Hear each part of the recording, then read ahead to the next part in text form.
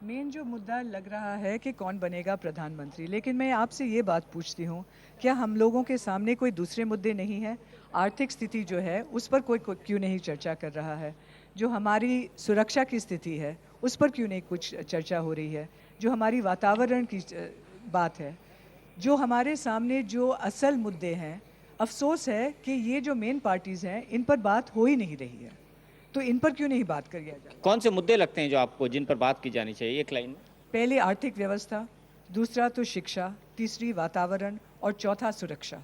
चौथा सुरक्षा। सुरक्षा का बहुत बड़ा मसला है यहाँ पर। मोहन रावले साहब, मुंबई का 26/11 का हमला। देखिए, मुंबई में 26/11 में हमला हुआ था तो मैं वहाँ चले गया था, मैंने सारे मेरे आंखों से देखा है और मैंने पार्लियामेंट में ये बात उठाई। पार्लियामेंट में मैंने कहा कि हमारे हिंदुस्तान में हमें हमारे मुंबई शहर में जो हमला हुआ उसे हमें दहशतवाद के यानी टेररिज्म खिलाफ लड़ने के लिए हमें कुछ हमारे पास ट्रेनिंग नहीं दी हुई और इसकी पॉलिसी नहीं। मैंने पार्लियामेंट में कहा कि आप पॉलिसी करो करके। मैंने ये भी कहा उनको कि जैसे उत्तराखंड है, जैसे इंदौर है, वहाँ जैसे बीएसएफ द्वारा या मिलिट्री द्वारा जैसे वहाँ प्रशिक्षण दिया जाता है वैसा प्रशिक्षण नहीं दिया जाता ना। आज हम तो सुरक्षित नहीं हैं लेकिन पुलिस भी सुरक्षित है। पुलिस के पास 9mm राइफल्स नहीं है। आपने देखा होगा जिस समय हमला हुआ तो 10 किलोमीटर का स्पीड से हमारे हेमंत करकरे थे, विजय सालस्कर थे, अशोक कामते थे, अरुण चित्ते जो मारे गए वो 10 किलोमीटर का स्पीड से जा रहे थे।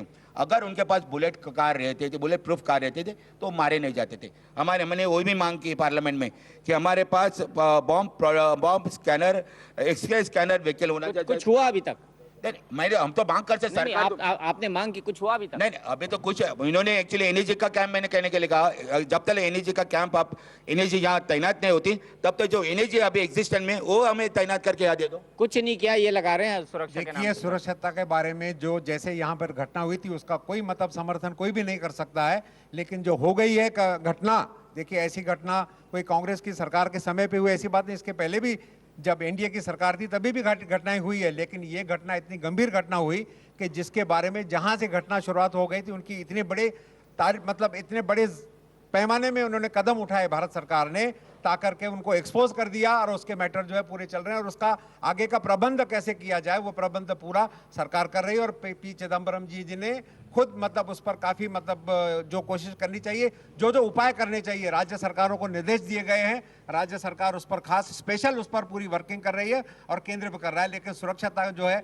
सरकार अपने अपने तरीके से पूरी कोशिश कर रही है। आपके होम मिनिस्टर साहब कहाँ गए जो बार बार कपड़े बदलते थे ब्लास्ट होता था? तो साहब ऐसे है कि अभी ठीक है, हर एक का अपना अपना कपड़ा बदलना, कोई कपड़ा पहनना कोई गुनाह तो है नहीं। नहीं, गुनाह नहीं है, मैं तो संवेदनशीलता की बात नहीं, कर रहा अगर वो संवेदनशील अगर कपड़े बदलते भी हैं तो ठीक है। अगर उनके होते हुए अगर कोई गलती हुई है तो उन्होंने मोरल रिस्पॉन्सिबिलिटी स्वीकारते हुए उन्होंने उस वक्त पद त्याग किया हुआ।